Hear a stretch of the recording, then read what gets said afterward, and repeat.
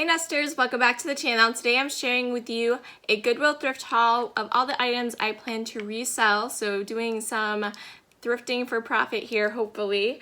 And so I'll go ahead and get started. So most of these items I will be selling online in my Etsy shop, which is linked below. And then the rest of the items will be sold either in my antique booth or on Facebook Marketplace.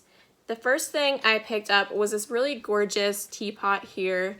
It is an England ironstone teapot. It has beautiful florals on this side and then a larger one on this side. It seemed to be in pretty great condition from what I can see, and I paid $2.25 for it. It was put out by Elgrieve, I guess is what the name was here, and it says Ralph 1750, Moses 1751, Enoch 1784. So I'm not sure what that's about exactly, but it has this nice little shield there as well with a lion on it. So might be something to do with the Bible. I know Enoch and Moses is definitely biblical. I'm not sure who Ralph is, but yeah, that's a pretty neat piece anyway. So if anyone collects teapots, I think they would really like to add this to their collection. I think I'm gonna ask $25 for it and include free shipping in that. So yeah, I thought that was pretty nice. I found another one of these copper trivets. These are vintage 1983, and they do have a little hanger on the back here. You know, they're quite heavy, but that should hold fine on the wall. It does have the 4-footed legs on it, and this one's a little bit more unique. There's not a lot of these ones that I could come across that have the florals in the basket. I do have a fruit basket one currently listed, and I recently sold a teapot one. So I'm going to ask somewhere like 25 to 28 for this one. Just a little bit more, I think, than the others because it is a little bit more unique and include free shipping in that. So this is something fun I found in the toy section when my kids were playing in it. It's this little vintage 1981 Mickey car, and with Mickey in it, of course. And the car itself's a little broken. It's definitely more for a display piece. The axle on this is a little bit broken here. I mean, it's still intact, but it's a little loose.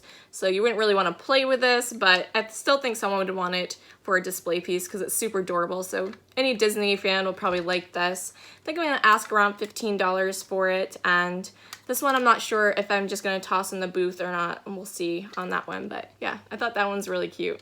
So I paid 75 cents for this guy here. It's just a cute little bear. It has a change dish or like a little candy dish. I thought it was really adorable. I'm not huge into bears, but I know there's some people that like the teddy bear thing. So I thought it would do okay. I'll probably ask somewhere between maybe $18-ish for it, and we'll see how it does. But hopefully someone would appreciate that likes bears, and I think it's pretty cute. Those of you who watched my thrift along with me, you saw there was a bunch of Currier and Ives dishes there. Unfortunately, most of them were chipped, so I had to leave them behind. I only found one little mug here that was not in horrible shape. There's no chips that I could see on it, and very little wear, so I did pick up this one. They had this set of 7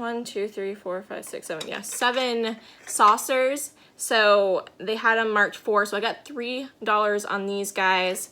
And since there's 7, I figured I would probably sell this, you know, together. And then I will sell these set of 6 saucers together.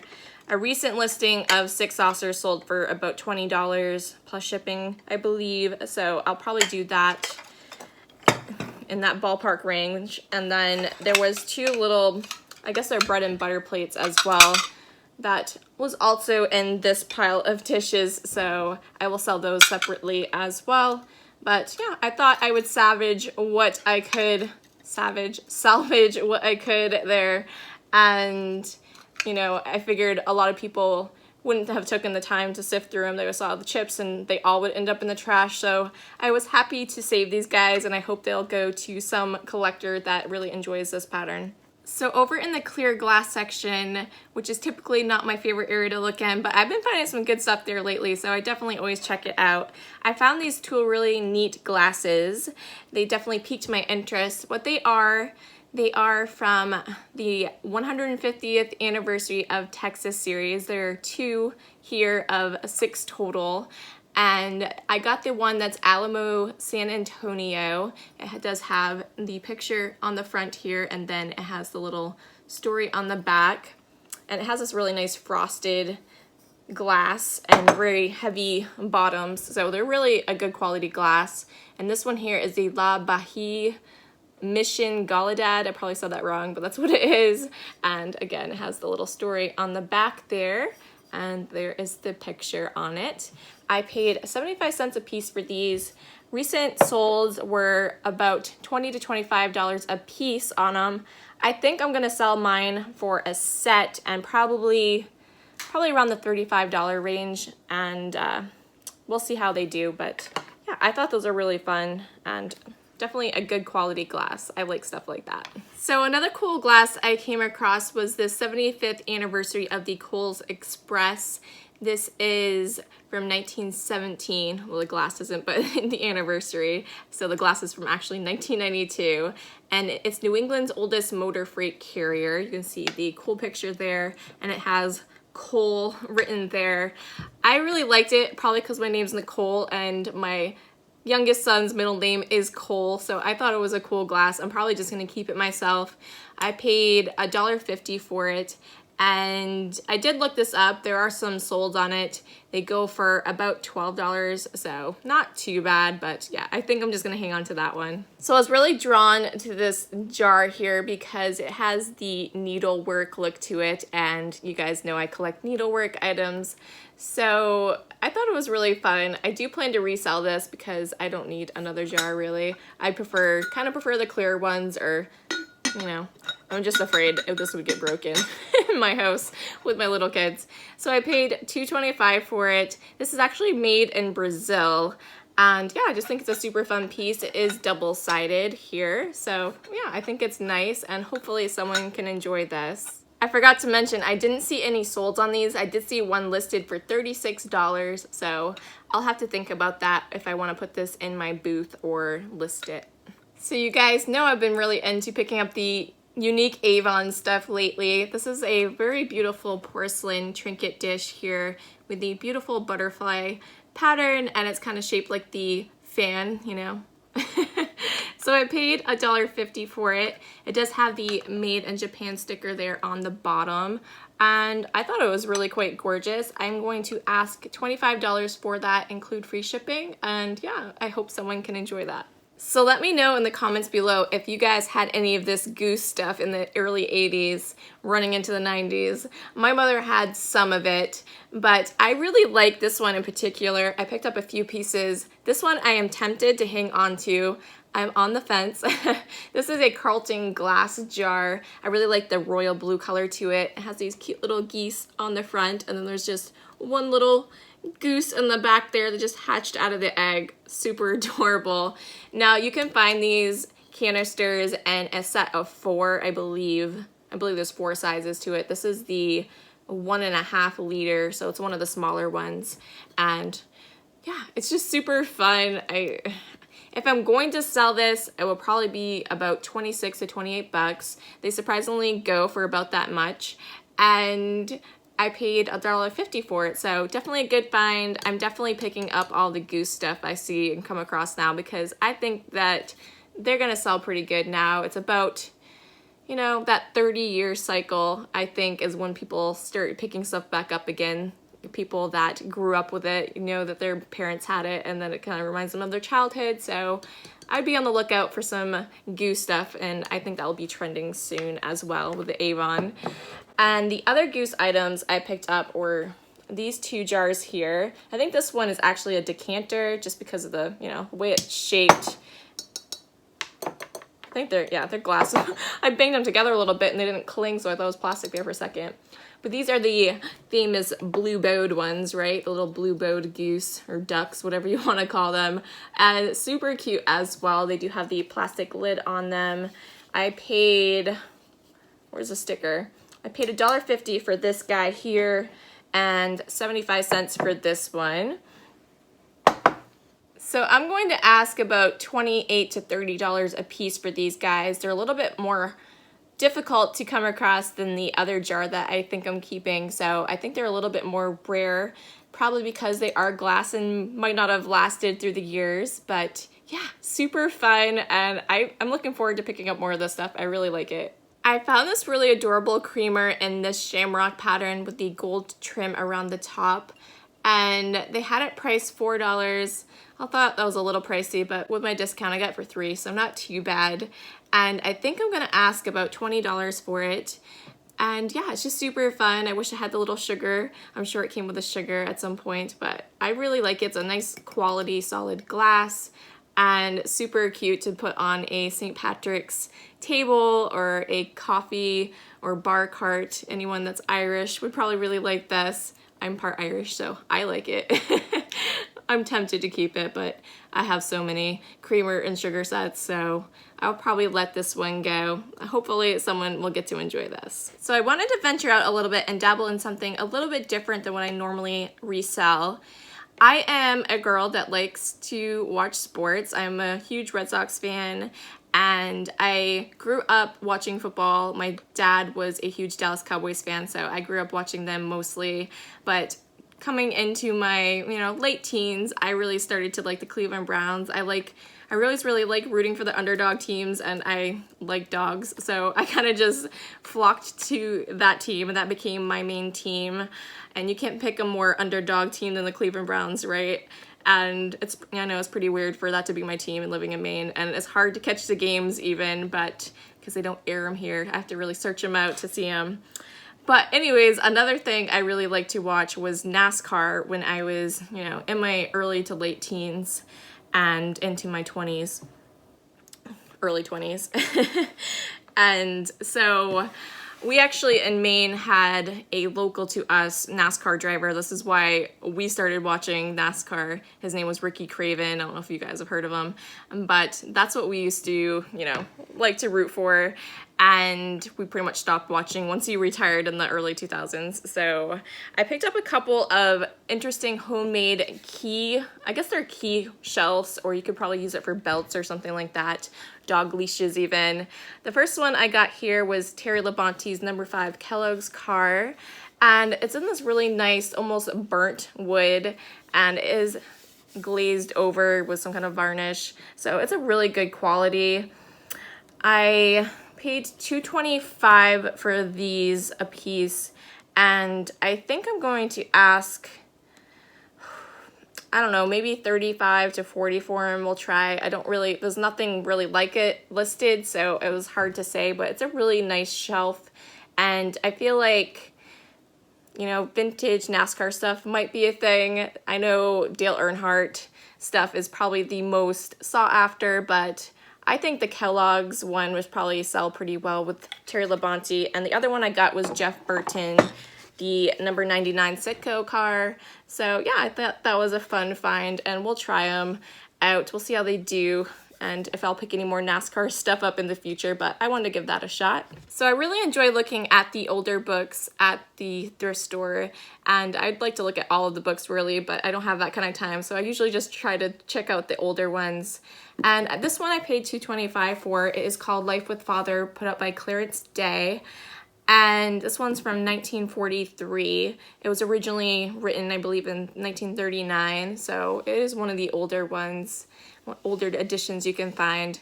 Now, the neat thing about this book is in the 1940s, they actually made a play about this book, adapted from this book, and it was the longest running, it ran for over 7 years, and it was the longest running play to this date, the non-musical plays. So I think that was pretty neat history on that. It's got to be a good book. I kind of want to read it before I resell it, just because. And I actually heard that they made a movie and then a TV series off of it as well. So that was very interesting to me. So I think I'm going to give this a read before I sell it. And I think I'm going to sell it for probably around $15 shipped. And yeah, it was super fun. I love the way old books look on these sides there. You can just tell how old the paper is, and it's just really cool. So this one doesn't smell too bad. I mean, it has the old book smell, but it's not overpowering, so I kind of like that smell though. But I thought that was really nice. So I came across this really adorable nursery decor piece with this little sleepy owl on a moon. He has his little blankie and his pillow up on the moon. Super adorable. It was Mark 3, so I paid $2.25 for it. It is a music box. It plays When You Wish Upon a Star. So adorable. I'm not going to wind it up and play it for you here, but if you guys want to follow me on Instagram, I'll try to do a post with it later on and play the music for you so you can see it. Now, I think it might have originally been intended to rock back and forth. This one does not. It has this weird little peg here that I think it probably did something like that and originally did rock, but I mean, it still stands perfectly fine and really adorable, and the music is just so sweet, so I still wanted to pick it up. I think it's really unique. I couldn't find anything like it when I try to look for comps, so I think it's pretty unique, like I said, so paying $2.25 for it, and I think I'm going to try to ask about 35 bucks shipped for it since it is kind of a unique item, and yeah, super adorable, and I love that little owl, so cute. So I paid $1.50 for this guy here. It's a nice little vintage drink dispenser. You can make some iced tea in or some sun tea, Arnold Palmer or lemonade or something like that. I think, you know, these are essential for summertime, and I absolutely love the fun colors to this one here. And so I think I'm going to ask $35 for this with free shipping included. It's a little on the bigger and heavier side. I think I can get the job done for that price. Yeah, it's just a really fun color, and hopefully someone can enjoy this summer. I also decided to pick up this hand-painted fairy. I thought it was done really nicely, and I know a lot of people do fairy gardens, so I thought, you know, someone might enjoy having that for a garden piece, or maybe they would just like to keep it inside for home decor, but it was $1.50 for me, and it was actually made in 2005, so I cannot put it on Etsy, so that'll be a local to me sale, but yeah, super cute, and you know, I wouldn't even mind putting it in my decor if it doesn't sell, so that's something that I tend to just get items that I gravitate towards, that I like. I don't always do the researching and all that. I know that's what a lot of resellers, you know, do. They'll look it up in the store and stuff, but I kind of just like the thrill of the hunt and just kind of like to go off my own vibe of things and what I like, because ultimately, if it doesn't sell, I'm going to get stuck with it, right? So I want to make sure I'm picking out items that, you know, I hand select and, you know, get some kind of enjoyment out as well. So if I get stuck with it, I don't mind. And, you know, I'm sure I let a lot of stuff go between the cracks that probably is worth a little more.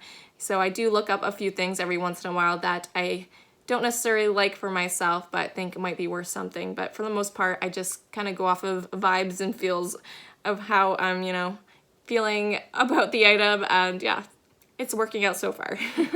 So I thought this was kind of interesting. This is a Baker's Brother notepad, and it was put out in 1978. Now, this isn't the original notepad that came with it. It would have been obviously a longer sheet, and on the back it actually had a sticker where you could call or order. Is there a phone number? It's not a phone number. There's an address where you could order the notepads. I doubt you still can, but maybe. Go ahead and write to him and see what happens, right?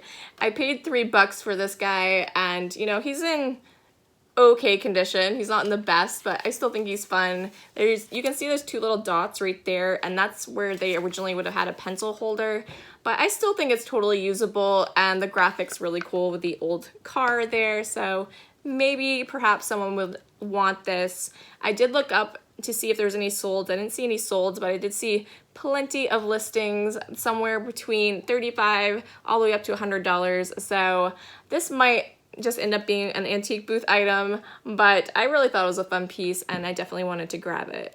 So the last thing I picked up was this game here, Bonkers. If I ever get another pet, I want to name it Bonkers. I absolutely love that word. And you can tell just by their writing, the graphics, this is from the 70s, right? So there is a reproduction of this that's newer, but this is the older one, and I did look through it. All the parts seem to be there, so I only paid 75 cents for this, and the last one I saw sold for around 25 bucks, so not a bad profit.